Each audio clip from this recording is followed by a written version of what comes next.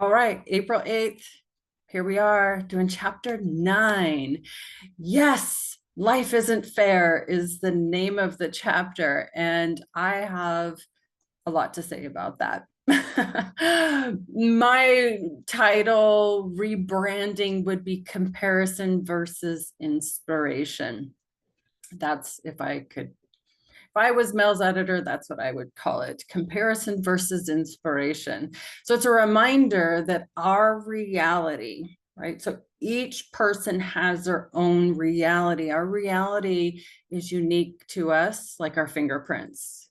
Everyone's reality is different. Our reality is purely based on what we think and what we believe, nothing else. Okay. So no person, no place, no thing, no situation, no circumstance can inject feelings inside of your body. We are generating thoughts that we feel pervasively in our body. So no person, place, thing, situation, or circumstance can inject a feeling of sadness inside of us. They cannot inject feelings of unworthiness into us. It's our thoughts, our stories, what we're believing, what our perceptions are, what our judgments are, what we're imagining, what we're creating with this magical tool that we call our brain. That's what's creating and generating a feeling in our bodies.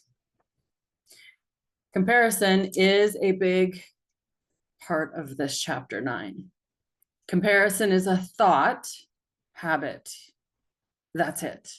Comparison is a thought habit. And it's also very destructive. Oftentimes, those that think in comparison, right, when they compare themselves to other people, they're doing it in both extremes. It's usually not one or the other, it's usually both. So they're comparing themselves to people that are less than them, and they're comparing themselves to people that are greater than them, right? So less money, less happy, more happy. There's usually a polarity. They're usually thinking in those terms or going back and forth. So they're comparing themselves throughout their day. And this is a habit of thought. This is purely a habit of thought. So think about how I'm wording that. It's a habit of thought. So these are thoughts that are habitually looping, cycling. These are also an automatic negative thought loop. Comparison is the thief of joy, right? I didn't write that down, but I think that is a pretty common popular quote. Thinking in an inspirational mindset, right? So that's, again, the title that I would put for this chapter 9 is comparison versus inspiration. So thinking in an inspirational mindset is empowering, it's uplifting, it's motivating, it's exciting, it creates and generates innovation, creativity, wonderment like a child. It creates joy, freedom, possibility. Inspiration sets my heart on fire. When I'm inspired, I want to do more. When I'm inspired, I want to experiment, test things out, be a part of new and cool things, right? So inspiration is exciting. It's a draw. I'm magnetized to it. Comparison is, especially if you're comparing yourself to someone less than, that's a high and mightiness, right? That's about being better than in some cases. And then when you're comparing yourself to being less than, that both of those are a negative feeling for me. That's my reality, that's my perception. So comparison is the thief of joy for sure. Now, it is a choice. You do have a choice. We all have a choice in which mindset we think from. Okay. But the key is awareness. For instance, if you have someone like me in your life, if you have a relationship with a life coach like me, they're going to point out when you're comparing yourself to other people or other situations or circumstances. So a life coach has the ability, usually has the rapport and the agreement with you to say, I hear a lot of comparison in this scenario that you're giving me today. Could you point out where this comparison is benefiting you? Right? So I might lightly initially shine a light on this negative thought loop. I might initially bring light or shed some sort of awareness around this thought loop, because you can't fix what you can't see. You can't fix what you're not aware of. So when you have someone that you've developed rapport and a relationship with, and you have an agreement that says, hey, call me out, tell me where my blind spots are, give me pointers, tips, clues, and where I could improve, places that I could better myself. And I know that comparison is a thief of joy. Comparison is, whether you're comparing yourself to someone above you or below you, it does you no good. She talks about it a lot, especially in even in her title, is the truth is life isn't fair. I want to reject that sentence completely, right? It's the title. It's the first statement in the first page, and it's the last thing that she says. I want to reject it completely. I will say, and I will agree with the metaphors that she uses throughout this chapter, in that you don't get to choose the hand that you're dealt, right? Like if you're playing cards, I like blackjack. My husband and I like blackjack. I'm not that great out of it, but I enjoy it. I enjoy a good blackjack game with the part I love about blackjack is the people that you're around and have conversation with and have fun. And certainly if I'm winning, especially if I'm beating my husband, I love that too, but only just because I could poke at him and say, ha ha ha. But the thing is we don't get to choose the hand that we were dealt in our life. What I believe to be, so especially, I think the fact that she says that the truth is life isn't fair, that's not a truth. That's not a truth. What a truth is gravity, right? Truth is something that we all, 8 billion people around the world, can agree upon. That's not, life is not fair is not a truth. So I really want to reject that. Again, if I was her audit or her editor, I would be like, drawing a line out of this. I reject this. This is not it. She talks about it so much in this chapter, because if you're believing that life is not fair, you're going to look for proof and evidence of this. Your brain is going to continually look for evidence and proof that life is not fair. Your brain and your mind are going to keep score. Your brain and your mind are going to keep validating that life is not fair, feel sorry for me. And you're going to surround yourself, you're going to magnetically draw people in with the same mindset. Life's not fair. Let me give you proof. Let me prove to you that my life is more unfair than yours. No. She goes on in that same sentence to accept the fact it's not a fact. Again, it's not a fact. She keeps saying this is a fact. She does say that it's acceptance, and I will applaud that. I do get behind acceptance because I believe in every situation, every scenario that my clients bring to me, like I need coaching around this.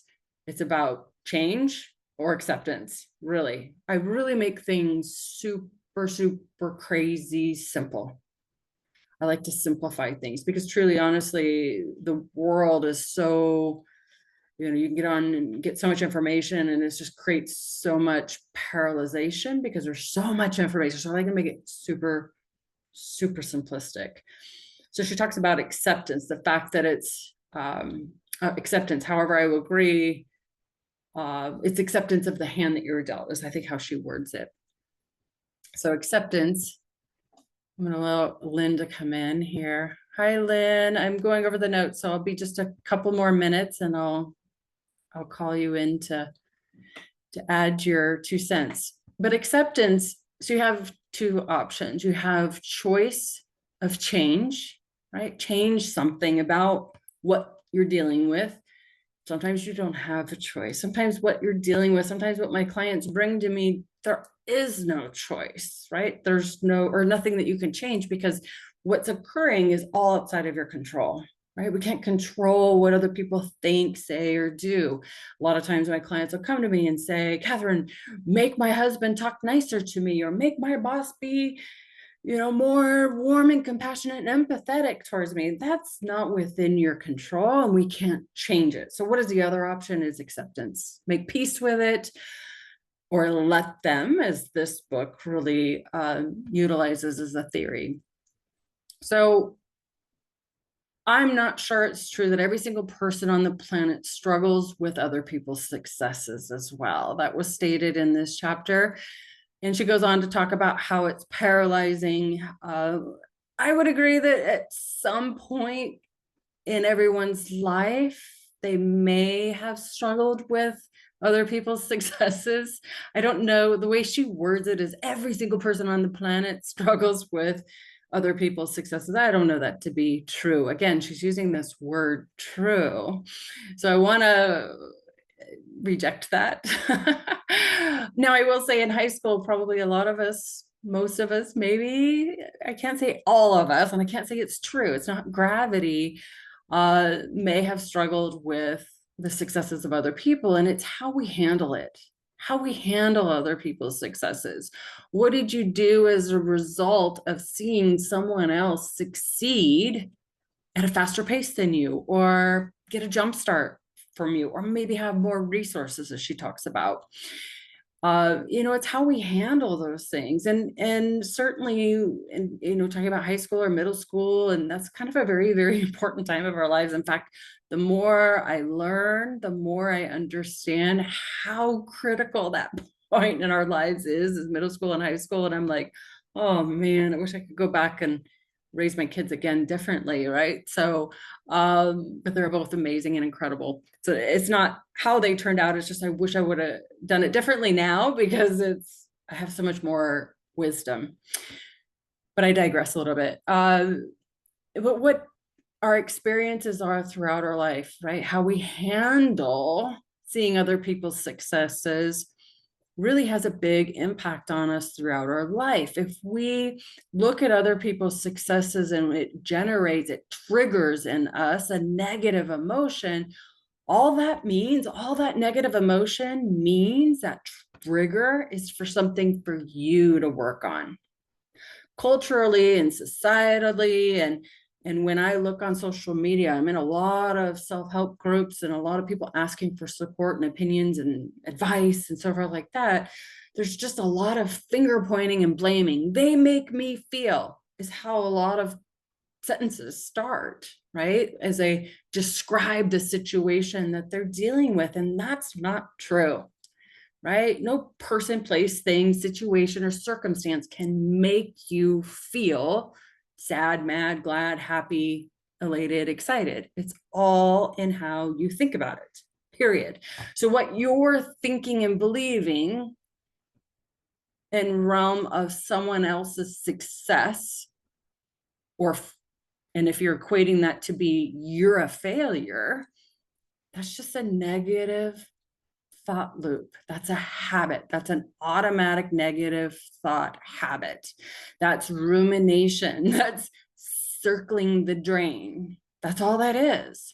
So when you're looping on they're better, that makes me worse or bad or failure or wrong or different. That's all in your head. Their success does not define you, right? So it's really about who's to blame for the feeling you have inside of you. There's no one to blame but yourself, right? So when I work with clients, it's really teaching them to be emotionally independent, being an emotional leader in their life, managing their own feelings. There's not enough energy that we have at the start of a day to manage anybody else's thoughts and feelings but our own. That's it. When we start to manage and navigate other people's emotions and feelings and thoughts and what they do or don't do or say to us and so forth like that, we're way outside of our sphere of influence. We're way outside of what we can control. And that creates such conflict in our brain. We start to think and believe and gather proof and evidence that they make me feel. And that's so harmful, mentally, emotionally, and physically draining. So she talks about, again, life isn't fair. So here we are again, right? And throughout the chapter, life isn't fair. Well, certainly this will prevent anyone from moving forward. If you believe that, if you think and believe and you gather evidence and proof throughout your days, your weeks, your years, your decades, that life isn't fair, life is going to be unfair, right? This is what's certainly going to prevent you from moving forward. It's going to prevent you from thinking for solutions. It's going to prevent you from seeing anything in any new, innovative, creative way. It's going to prevent you from being collaborative. It's going to close doors down on you. It's going to isolate you more because it's going to repel people off that are solution focused. It's going to repel people from your life that are open-minded and creative and innovative and solution focused and really excited about waking up tomorrow, right? I don't know about you, but I don't set an alarm. I wake up when my body naturally tells me to because I love my life. I continue to create and build a life that I love. I continue to build and create a life that I'm excited and eager to wake up for every day. So when you live from a space of creativity and wanting to live a life from inspiration, where you're inspired to get up the next day, when you're inspired to see what you can learn or who you can learn from or who you can maybe even hold space for and help or serve or give some love to, you live a life that's inspiring. No longer blaming other people for how you feel, because that's not where your feelings come from. Your feelings only come from what you think and you believe. That's it. So Mel talks about life is not playing against anyone. Besides, we don't really know what goes on behind. Okay, so my notes. Mel talks about life is not playing against anyone. Besides, we don't really know what goes on behind closed doors. So I think what my notes are pointing to is there's a paragraph in there that kind of talks about everybody's highlight reel. Like we assume, like we'll see somebody on social media and we have this assumption that they got everything together, that their life is amazing, that it's incredible, that they got the perfect marriage, they have the kids, they have the job, they have the fame, the fashion, the clothes, the fancy cars, the money, the trips, they have all of this. That's an illusion. Because I'm going to raise my hand and I'm going to tell you at the highest point from the outside in, when you looked at my life at a certain point where I had my name everywhere, my picture everywhere, I was traveling around the world, I was doing all the things, I was at my most miserable. It was a secret. It wasn't something I told anybody. And that's when I crossed the bridge of, well, I'm not happy. I have all the money. I have all the trips. I have all the travel. I have all the bonuses. I have all the fame, all the fashion, all the cars, all the things, everything that I want. Things, right? Notice it's all external, right? I've had all the external things and I'm still miserable. So I'm going to make my body look perfect and then I'll be happy. Well, guess what? 18 months later, I won my first bodybuilding competition and I had joy for 2 days. And then I dropped lower than I felt prior to that 18 months. Because I thought the feeling was going to come outside in. I thought the feeling was going to come from external validation. I thought the feeling was going to come from people praising me. I thought the feeling of happiness finally was going to be winning that trophy. It's not true. Happiness is an inside job. And prior to all of that, I would have said, oh yeah, that quote's real. That's a quote so true. But my behavior was not in alignment with that. Right? If I'm trying to accumulate more cars, houses, materialistic things, more money, more of this, more of that, make my life look perfect on social media, it's all fake. I had a friend of mine during that same period of time go to Hawaii and posts on social media loads of pictures of her trip to Hawaii, loads and loads of pictures. And I mean, I knew her pretty well. Like I had talked to her before going, and she, talked to me about this relationship. She didn't know where it was going, if it's on or off again, and what all's going on. And these pictures every day, I was like, man, I was enjoying it. I was actually looking forward to seeing her pictures because I knew exactly where she was in Hawaii. I'd been there many a times, and I was like, she's having a blast. I'm liking all her pictures and commenting and blah, blah, blah, blah. She gets back, and I was like, that was amazing. Like, that was cool. You did all the things and more. Tell me about it. And she goes, it was the worst trip I've ever been on my entire life. Like, social media doesn't tell you anything, right? We all put on this mask, this facade, this fake thing. So you might be comparing yourself to someone or someone's highlight reel that may not even be real. It could be all fake. So for me, it's really about, you might be comparing yourself to something that's really fake. And another thing too, that I know that when I've looked at social media and like, because I do this from time to time, I have even, in fact, in the last couple of weeks, looked at someone that's similar to me in my niche, working as a coach in my niche. I look at their social media, I look at who's liking their stuff, I look at who's commenting on their stuff. And these are people that don't have names that I can pronounce. These are people that are robotic comments. These are people that I don't even know if they're even people. I don't even know if they're real. So then I start looking to see the people that are following, and the majority of them aren't even in this country. And I'm like, and is that, I mean, likes and followers doesn't equate to filling your bank account.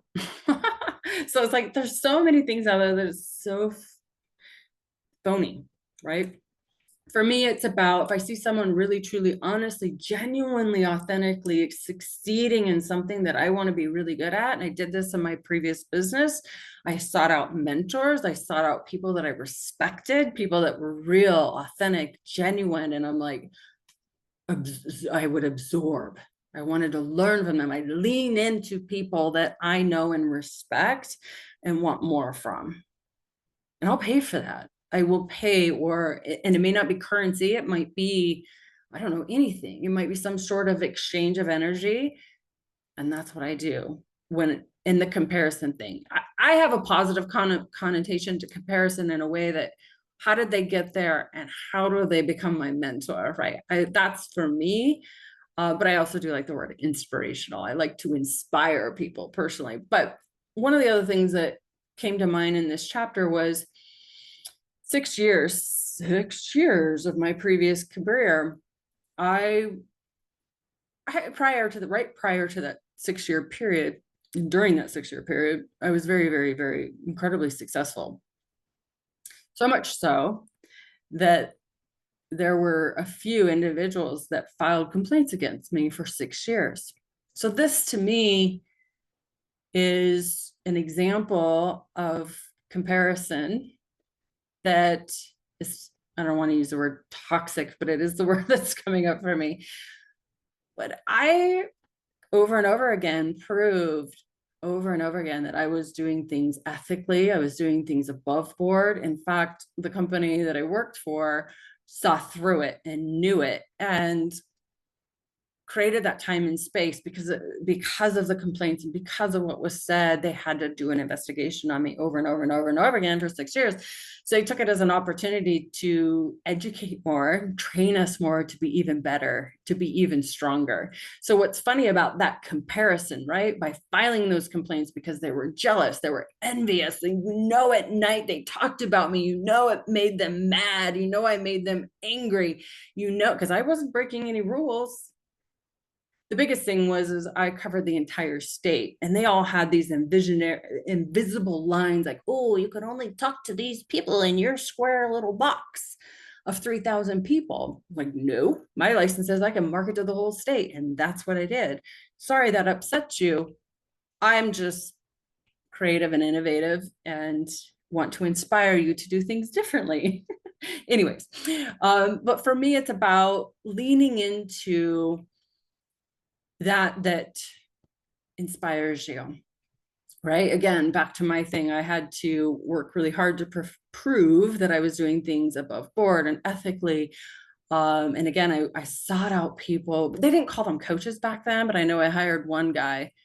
And I'm of ICF level in coaching world. That probably means nothing to everybody watching this. That's fine. I do it because I like the ethics. I like the being a part of an organization that's really advancing what coaching is, and it creates momentum to learn and educate yourself every year and get so many CE credits. Anyways, I like being a part of high level coaches so I can learn from them. Again, I'm inspired by them. I choose to be in that category of coaches because they are of high level, like they have 500 plus hours logged.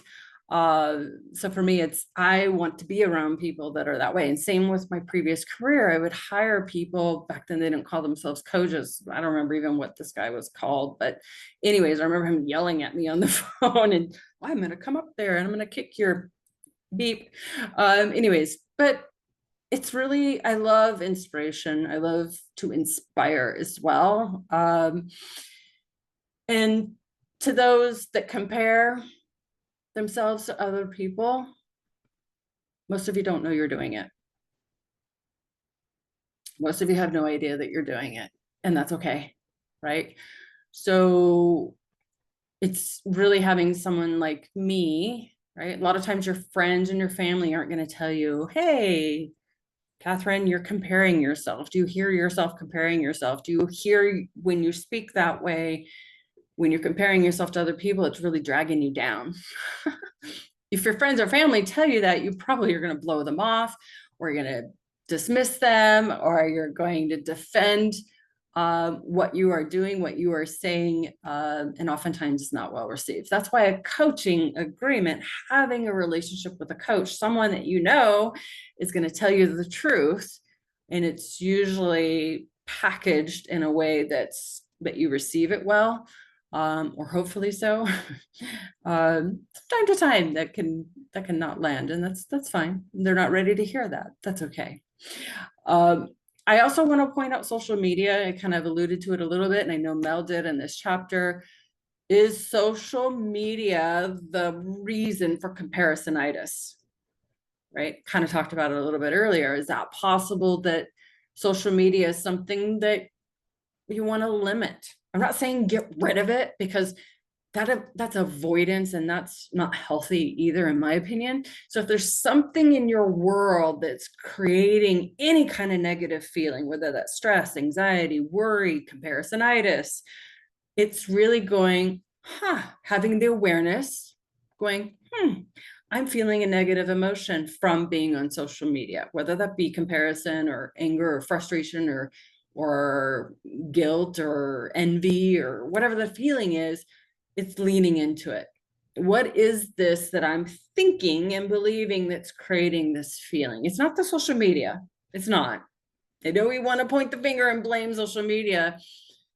It's basically what I would point to is less of it, and inoculating yourself to it, doing it in a time and place that you could have really heightened awareness. What is it that I'm thinking and believing in this moment that I feel this negative feeling, and leaning into it, having small doses of it, and learning to hear what the inner thoughts are and reframing them to something that's empowering, inspiring, is I want to relabel this chapter. Mel put it in the way that, are you comparing yourself to someone that has a better hand at cards? I should have brought cards out for this. To me, those are the people that I want to surround myself with. People that were dealt a better hand of cards, right? Just even like learning blackjack. I want to be surrounded around people that know blackjack better than I do, because that's where I'm going to learn. That's where, when I play blackjack, my strategy constantly is changing throughout the hand, the deck, or maybe a couple decks in, right? I kind of like pivot and because I want everybody that I play cards with to go, what in the world is she doing? Because I want to be inspired by you. I want to be methodical. I want to have a strategy. And I know that, especially with my husband, I got to shake it up. I got to catch him off guard. So for me, I love the metaphor of cards because that lands really well. So worry, feeling bad for yourself, comparison, believing that someone else is better than you, believing that someone has more resources than you, or thinking, why me? Or my life sucks compared to your life, or everyone's better than me. Or maybe, that person was born in a better gene pool, right? Again, better hand at cards.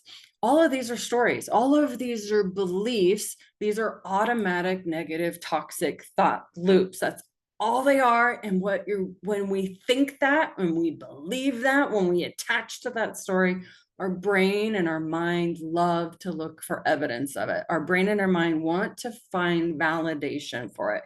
And it's going to keep score. It's going to keep going. Yep. See it there. My life's unfair. And what a life to live, coming from a place of it's not fair. Now, I've worked with hundreds of clients. I've worked with clients that are completely jobless, broke, been without a job for 6 months or more, right? They scraped up and found the funds to pay for me. I have worked with philanthropists that have more money than God. And there's one difference between the two types of individuals. One, it's the language that they use. That's it. That's it. So when working with me, my clients get to know me real quick, that I'm very hyper focused on every single word you use, and the words that you use on repeat is hypnosis. I really listen for things. I'll even keep score on my sheet, how many times you use certain phrases or words. And language is key. Language is the key to what's going on in your brain and your mind, two totally different things. So I listen to language. I listen to what you're saying on repeat, and I'm calculating, and I'm getting a tiny, like 0.0001% of an inside look at what's going on, what's looping in your brain, what you're thinking and believing. And what you're thinking and believing and what you focus on in your language is what grows. So if you're thinking and believing life is not fair, you're going to see it everywhere. Just like if you notice those new Broncos going around, and you see one that you're like, ooh, I like that color. All of a sudden you see them everywhere. So what you focus on grows. What you focus in on, what you think about, you'll see it everywhere. Your mind and your brain loves to find evidence and proof of what you are thinking and believing. So if you believe that life is fun, if you believe that you are blessed, you believe that you have so much to be grateful for, you believe that life is exciting, that you believe that life is full of possibility, you believe that there's so much abundance and so much to learn, and there's so many things to experience in this lifetime, it's going to open all kinds of doors. You're going to see it everywhere. Wishing things were different is the root of your misery. It's not other people. It's not your circumstance. It's not that you have less or more money than anybody else. It's not that you're pretty or not. It's not the number on this scale. It's your story. So what you think and believe is what's generating your feelings of unworthiness. And it's a self-fulfilling prophecy. That is your torture. That is the war going on in your brain. That's your mind blaming, finger pointing, and complaining, and that's not going to get you anywhere. One thing I do agree with in her chapter is this torture or my teacher? Again, I love the simplicity of that. I love that it's easy to remember, that the duality That is a label. If you get to know me a little bit more, I'm not about labels. I do love words though. I love what they mean. I love a feeling. I love leaning into a good feeling. And that's my next thing that I want to point out is, how do you know the difference between my thoughts are torturing me and my thoughts are teaching me? How do you know the difference between the two and everything in between, right? It's the feeling that you have in your body. And torture or teacher might not be your words. Those words may not land for you, and that's great. That's fine. And that's what I, again, meet my clients where they are. I want them to come up with their own words, their own sayings, their own duality, if you will. I want them to come up with what works for them on how they want to feel. I want to help and educate them on where their feelings come from and bring awareness to that. Noticing when you drift into a negative feeling, going, oh, look at me go. Oh, I'm having a negative feeling right now. What thoughts are creating that? Because your thoughts precede a feeling. You feel your thoughts through your nervous system. So your feelings are generated internally like a power plant. I'm almost done, Lynn.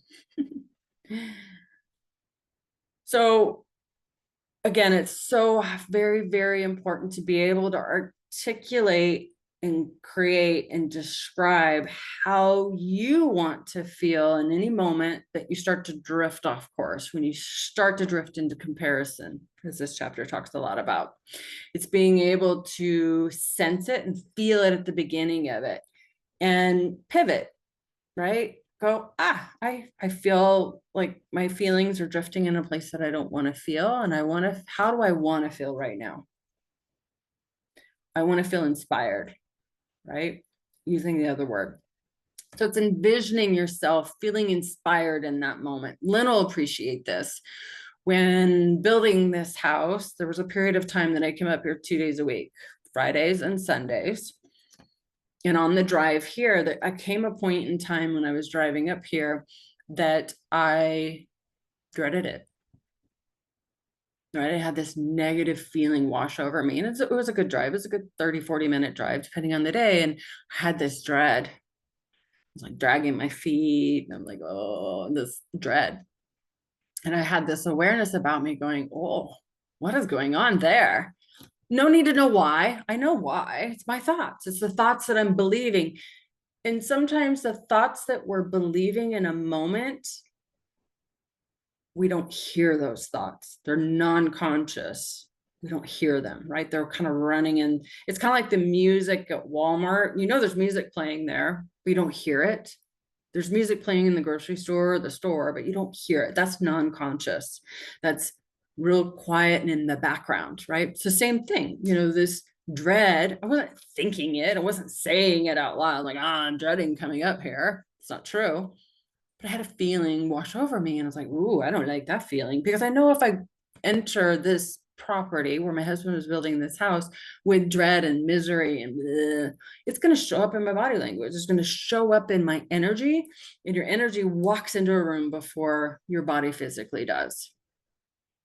So I knew that I wouldn't want to bring dread to this job site. I didn't want to bring dread, because the reason why I was coming up here on Fridays and Sundays was to basically recharge my husband, right? And spend time with him, make memories, create an experience.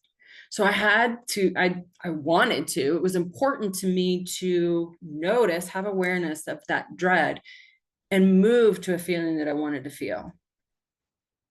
So in a kind of like in a meditative, I'm not a big meditator, just a heads up on that. You'll never hear me say, go meditate for 3 hours. You'll never hear me say that. But kind of in a quiet mind, if you will, I just became really present with my body and asked myself, how do I want to feel? I know I don't want to feel X, Y, and Z. Don't want to say it because I don't want that to grow. I don't want to point my brain to that. How do I want to feel? And the word that came up for me, and usually working with brand new clients, I'll have you say 10 words. So if you're watching this, you go, oh my gosh, I remember when she made me do that. And it make you do that until it becomes very natural. and there's a reason for it. It's rewiring your brain from left brain to right brain, but that's okay. We won't go into that today. But in that moment, when I got clarity and a quiet mind, I asked myself, how do I want to feel? Right? I sensory regulated my body, got really quiet, got really still, even though I was driving, still conscious, still driving normal. And the one word support came up for me. And I felt all over my body, just like a warm hug from my husband. Like, even though I'm driving, I'm still probably 20, 30 minutes away. And this word support just washed over me. And that was it. Like, the answer was there. Just supportive, be supportive, have the energy of support. And the answer of what to do was super clear, right? I knew that my energy, my body language, my facial expressions, my dialogue, the things I say and do, and how I act and how I behave would come from that one word, and what support meant to me in my relationship with my husband and in the relationship of building this house. So what we think and what we believe, we feel. We were given the gift of imagination when we were born, right? So that when you are born, you're given the gift of thought. And the moment they declare you as no longer living is when there's no brain activity. So when we envision it, our brain doesn't, when we envision, like me driving and envisioning being supportive, and that feeling that washed over me, like I created images in my mind. I could picture me being here, helping my husband, being supportive. That's what gave me that feeling. So the gift of imagination, the gift of being able to envision the future is a beautiful gift. So that's what we want to grow. Mel goes on to explain very well about letting go. And I like to say either letting go or making peace with things that you cannot control. That's freedom, right? So again, you can either change something to make the situation better. And if you can't change anything, well, then you only have one other choice. Let go, let them, make peace, whatever you want to say. They're all mean the same thing, but that's your freedom, right? So stories that you're creating about this situation, this scenario, this relationship, that's the emotional freedom. That's emotional independence. Because when we cling to things that we can't control, that creates that helplessness. That's what creates that mental, emotional suffering that also is physical suffering. Mel describes her daughters and how when they were growing up, there was some comparisonitis. My daughter, same thing. They're 3 years apart. So I witnessed that. And he goes, I think this is funny, but for me, it was, I'm an only child, sort of, kind of, mostly. That's a long story. Most of my life, I was a single child, only child with a single parent raising me. Clarification there. So when my daughters were growing up and they were fighting, yelling, screaming at each other, I'm like, I don't know what to tell you guys. I didn't have siblings. I'm not really sure how to work through this. You guys just figure it out. I'm not sure if that was a good thing or not, but they still talk to each other today. So like, I did something right. But, she goes on to talk about in that segment about self-esteem. Another thing in this chapter that I was like, I think I would do things a little differently. But self-esteem, pay attention to the word self hyphenated esteem. So if you Google it, self-esteem is how you feel about yourself and your self-worth. That's the meaning of self-esteem. Going deeper, where do your feelings come from? Okay, I've said it over and over again today. It's your thoughts. It's your thoughts, period. We don't need to go any deeper than that. It's what you're thinking and believing. That's your self-esteem. In fact, today someone wrote into me about self-esteem and said that their husband took their self-esteem away. It's not possible. It's not possible. It's not where your self-esteem comes from. Your self-esteem does not come from your husband. It doesn't come from outside of you. Your self-esteem is what you create inside of you. It's what you believe about yourself. It's what you're thinking and believing. So that's what you want to, and what's cool about that is in your control. You can't control what your husband says to you. Can't control that. The more you want to control that, the more victim you are. He's your puppet master and you are the puppet. So self-esteem is internal. Beating ourselves up will not increase our self-esteem. She talks about that. Mel talks about that in the chapter. But again, if you do not know that you're beating yourself up, right? If it's non-conscious, again, you're not aware of it. You don't have me as your coach pointing it out and saying, I hear you beating yourself up today. What's that like? You're not consciously aware of it. You can't fix what you're not aware of. You have to have someone in your life that you trust and have rapport with that can lovingly point it out to you, that can wrap it in a gift and say, do you hear yourself complaining, blaming, comparing, and beating yourself up? Because you can fix that because it's within you. It's your stories that you're writing. It's your narrative that's running in your brain. When we remain, I'm almost done, Lynn. Thank you for coming. I feel like at least I have somebody here. Every week I've had somebody here. In some weeks, a lot of people, which has been really beautiful, but I really appreciate you being here. So first and foremost, I want to say that. But 2 more paragraphs and then I'm done. Or 2 more notes. When we remain in comparisonitis or any kind of negative thought loop, we can't experience the moments throughout the day, right? So when we are in a negative feeling, we create tunnel vision, we create blinders, then we don't see butterflies, hummingbirds that I hope come out really soon. We end up, we're not growing anymore. Our emotional maturity stunts. And as it's been said in other chapters, some people's emotional maturity stops at age, I think she says 8.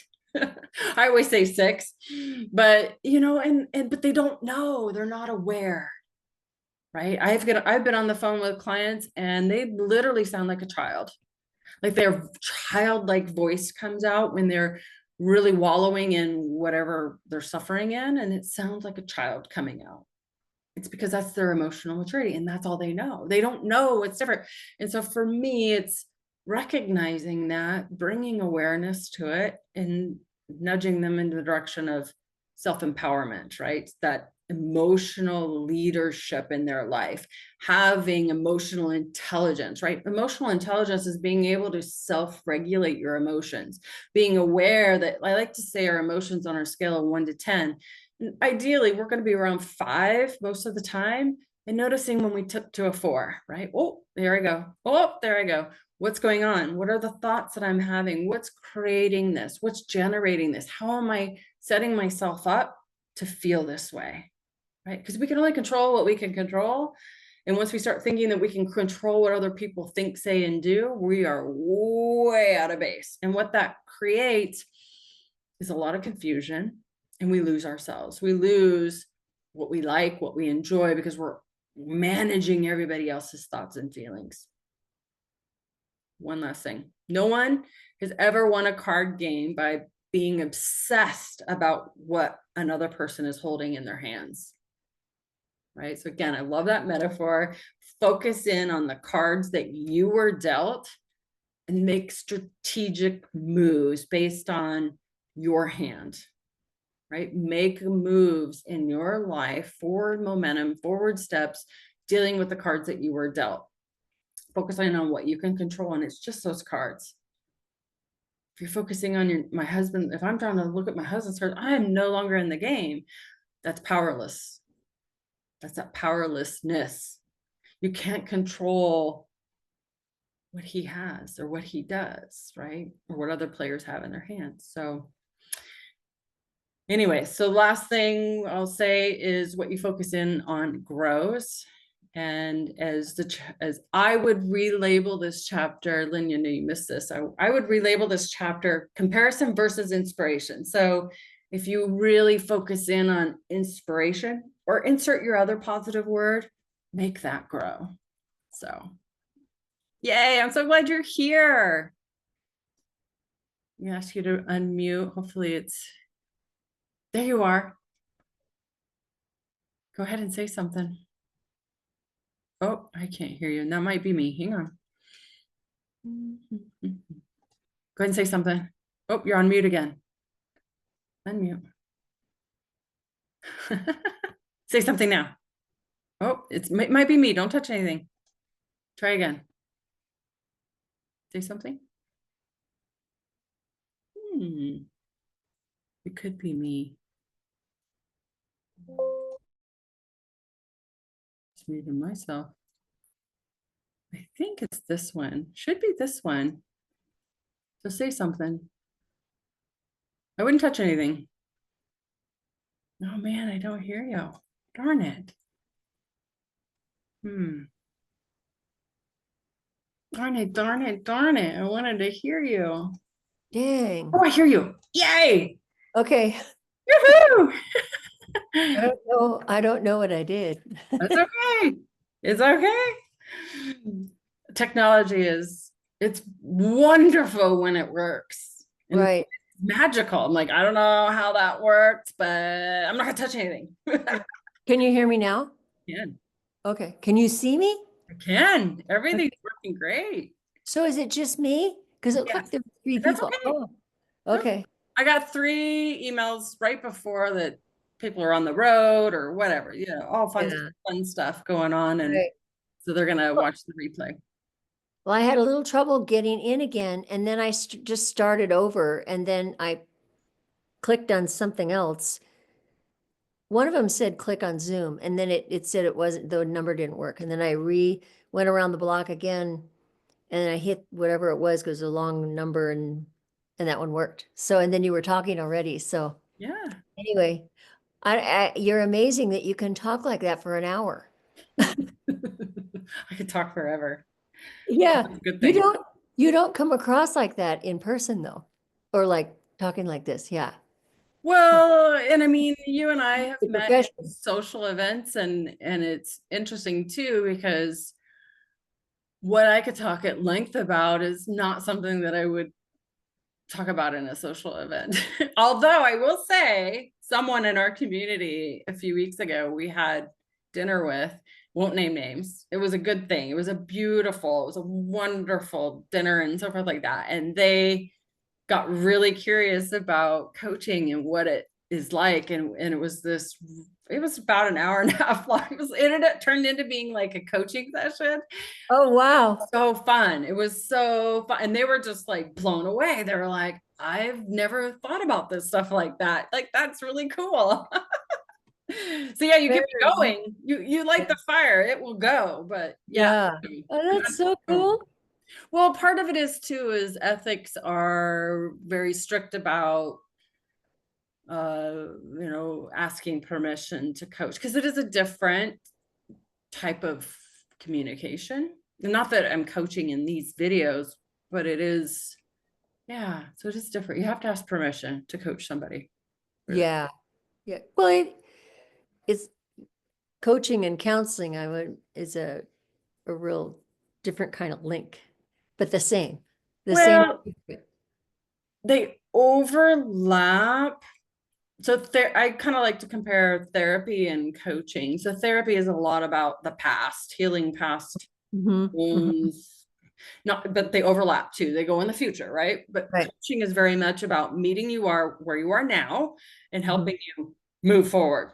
So I don't spend time in the past. In fact, somebody might say, oh, Catherine, I need to tell you that in my childhood, this, that, and the other. And I will listen to them, validate them, and move them today in the conversation. Okay, what actions are we going to take tomorrow that helps you move forward with what you're wanting to achieve in your life? What do you want on your headstone? Like, what do you want what goals do you want? Whatever. I always start every coaching session off with some sort of goal to do in the 60 minutes or 30 minutes or whatever our time slot is. And I focus in on that. So that's really about, it's very different than therapy. Therapy is a lot about rehashing old wounds and healing and stuff like that. And that's not coaching at all. That's outside of the ethics of. Yeah. So the other thing that's just, so I sometimes see things differently than other people, but the room that you're in is very neutral, Yeah. neutral. And so you're the person that comes alive in there with your Ooh, lipstick and your hair and just how you look. And it makes it very much a very cool contrast. fun. Thank you for that. Because Yeah. before I started the record, I was trying to get my background to change, which is Canva made, it's very professional. Um, so thank you for that. I'll take that compliment as Yeah. a gift. Yeah, yeah. Well, I can see there's some artwork behind you and then the window. And of course I was curious. I love your windows. And so my brain does all the around going around you, but also you as you're talking. Yeah. So, but anyway, it's a really, having that room and then with your lipstick and your hair and your coloring just makes it explode. It's really nice. Well, So I'm thank just, you. that's it. Not that you asked for my feedback, but that's, Which is funny. I'm in this spare bedroom because the internet is strongest over here. And when I'm on Zoom, I don't want it to drop. Now, I will say that somebody in our community graciously came up here probably about 4 days ago and installed something, and they swear that the internet is going to be strong back over in my office. I just haven't moved my computer over there and tested it. And I didn't want to do that today on this right. recording. I'll do it just playing around with me by myself. Yeah. That space is very, very different than this space. So we'll see what your feedback is next Yeah. time you come over Well, there. now, We'll see. now that I can finally get on. So, I just click on anyway, it a couple times. It seemed like that worked really good. yeah, yeah, yeah. Hmm. So anyway, well, thank you. It was, this chapter was, there's other chapters that were like the one about people, most people are like 8-year-olds. That one I could, which is why I ended up not doing a lot of management because I had great difficulty with all the 8-year-olds. I'm like, okay, how old are you? I never said that, but it was going on in my head. So, I uh, I ran a group for me. I actually created and started a group of in my previous career. It's still running. A board runs it. I was mhm, the founder of it, created it, CEO, whatever you want to call it, back in the day. And I'm still very well connected with a lot of the players in there. And the rules that I created originally, I didn't think far enough ahead, but as a result of me selling my business, kicked me out. mhm. And they made me eat my rules because I held those rules hard, firm. And anyways, but as you were saying that about management and running the show and asking their age, I had this saying, like, and I said this jokingly, but it's like, how did you get out of the house this morning? How did you tie your shoes today? Like, Yeah. how did you get here? Like, I don't understand. Like, is this that hard? Like, I don't know. Yeah. And so it is funny. And what I've learned since then is having compassion for that, meaning, Right. Right. yeah, look at them as an 8-year-old or a 6-year-old. I don't know why, for whatever 6-year-old like comes easier for me, but I look at them as a 6-year-old, and that's a lot of my coaching is third grade level. I really do make it third grade, like a 6-year-old will be kindergarten or first grade, but I make everything stupid simple. Sometimes I use that language depending on the client. I do make it real easy. They'll say, oh, what I'll do is they'll say, oh, this is going to be so hard. I'm like, it will be hard if you think it's hard. If you Mhm, think and believe it's hard, it will be hard. What mhm, I'm doing and I'm pointing you to is how simple it is to do. mhm. So what's the simple thing that you're going to do? Right? Again, making Right. stupid simple, make it to where it's easy and not hard Mhm. to follow through with. And a lot of times they'll get great success out of the gate. Right. And I totally agree with that. It's like when you're talking to other people, you're trying to teach them something new, you really do have to think about in that way. Yes, it was just uh, running 4 ICUs and having all these 8-year-old. It wasn't a lot of them, but there were a few of them. And I just would, okay, we need to we need to get going here. We need to get you up in that neuro ICU. So how are we going to get you there? And so it's more in what was going on in my head, not that I ever verbalized and said, "Well, you stupid idiot." I Right. never talk like that.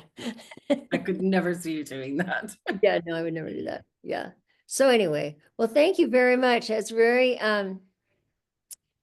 it's just really fun to listen and to, feel like I'm learning something new. And I really do I have to let people go because I worry about people too much and what they're thinking and saying. So this book was really good for me. And in fact, I've been telling Jim, like, I say, well, this book just says, let him go. Yeah. Let them. Yeah. Yeah. And I was talking to, Blythe and I went on a walk the other day, and I was telling her that I was doing this with you, and we were reading about Let Them. Oh, she goes, oh yeah, great book. Haven't met her, I don't think, officially. Oh, probably not. Well, she's only gone to not very many meetings, but she finds them too toxic. So Yeah. she doesn't want that in her wheelhouse. Mhm. Um, because it's definitely not her personality. She's very upbeat, happy, Mm. um, doing a lot of things with her international. She's part of this international business thing. Hewlett Packard, there's a word at the end and I can never remember, but she's having to they're doing a big reduction in size of the number of people, and she's in HR. And so she's having to deal with people in India to tell those people to tell them that they're going to have to be let go. And so it's a really hard time for her. But I was just amazed at how she can articulate things in just a real upbeat way. So anyway, yeah, I think you'd like her. Yeah. I love what you've shared so far, for sure. Yeah, yeah. But We'll have to do something and yes, mingle. they're gonna put their house on the market, unfortunately. So Uh, that's the the big ADU, white right? house, the big white house that Is that doesn't the have a ADU tree. couple? The what? The The, 80, yeah, the ADU couple. There we go. bummer. So Oh, yeah, so bummer. Yeah. sad.